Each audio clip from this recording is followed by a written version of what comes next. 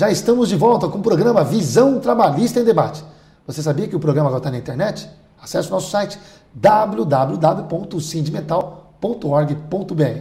Acesse o nosso site. Você vai adorar os projetos do sindicato e também, é claro, assistir o Visão Trabalhista em Debate clicando lá na página Visão Online. Douglas Barros é o nosso convidado de hoje, é filósofo, tratando o tema segundo turno das eleições para a presidência da República. Douglas, como ficam os projetos de interesse dos nossos queridos trabalhadores que nos assistem, como a aprovação, por exemplo, da redução da jornada de trabalho para 40 horas semanais, que já foi discutido muito aqui ao longo desse ano, e o fim do fator previdenciário.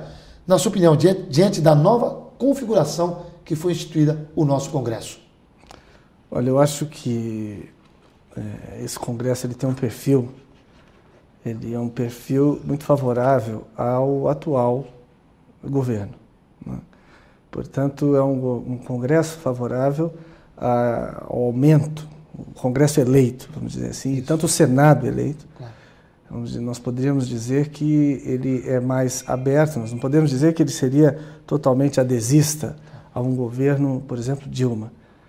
Mas nós podemos dizer que ele é mais favorável ao diálogo e ao avanço em certas propostas, são propostas sensíveis, que envolvem setores poderosos da sociedade, né? Que são os trabalhadores, os sindicatos patronais, as grandes associações patronais.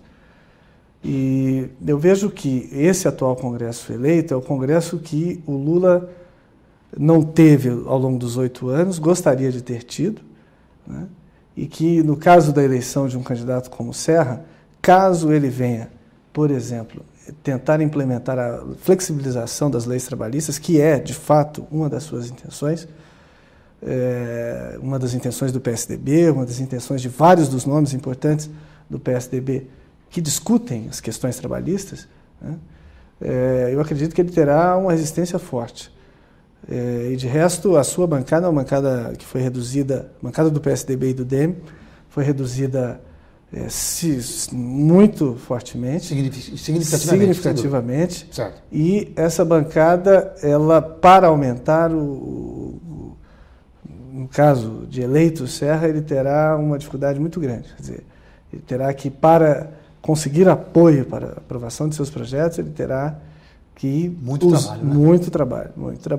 E contará com a oposição, se eleito, do partido do PT, o partido da maior bancada da Câmara, o PT, e a bancada trabalhista, digamos assim, PDT, PSB, é uma bancada que expandiu o seu número sensivelmente. Então, eu acredito que, no caso da eleição da candidata Dilma, ela terá um Congresso como o Lula nunca teve. Um Congresso muito favorável à implantação das suas intenções, vamos dizer, intenções programáticas.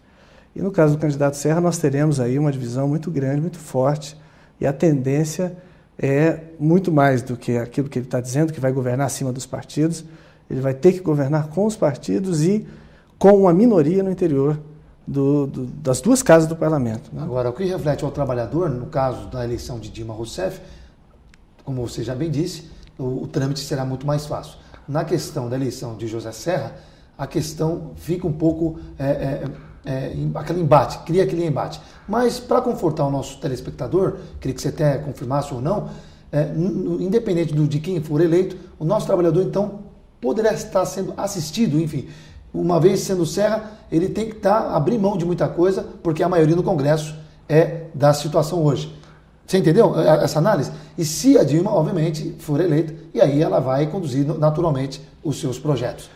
Olha, eu acredito que, principalmente com relação às leis trabalhistas, o candidato Serra e o PSDB sempre apresentou que a flexibilização delas é sinônimo de modernidade. Então, eu acredito que, com a sua eleição, ele terá, de fato, dificuldade para a implementação disso. No caso da candidata Dilma, ela teria uma maior aceitação a projetos, como projetos, por exemplo, de redução da jornada de trabalho. Essa discussão é uma discussão que já perpassou toda vamos dizer, bancada governista, e é uma discussão que está madura do ponto de vista dos sindicatos e de uma parte do empresariado. Uma parte do empresariado, pelo menos tanto quanto eu já li a respeito do assunto, que não é tão refratária assim a essa questão. A parte, digamos, mais conservadora, essa, enfim, faz uma oposição radical e é legítimo que faça, inclusive. Mas nós podemos notar que é um embate legítimo e eu acredito que a discussão ela tende a avançar no caso da eleição da candidata Dilma, em favor dos trabalhadores. Perfeito. Douglas, qual deve ser o papel, então, da sociedade perante os novos eleitos? Olha, eu acho que de cobrança. Né? Eu acho o mais importante, o aspecto mais negativo das eleições até aqui foi esse investimento na despolitização do debate acerca das propostas. Eu acho que esse investimento na despolitização traz custos negativos para a democracia, a democracia perde. Um dos exemplos é o desinteresse de uma parcela grande da população, desinteresse pelas eleições, pelos candidatos, pelas propostas, e eu acho que a postura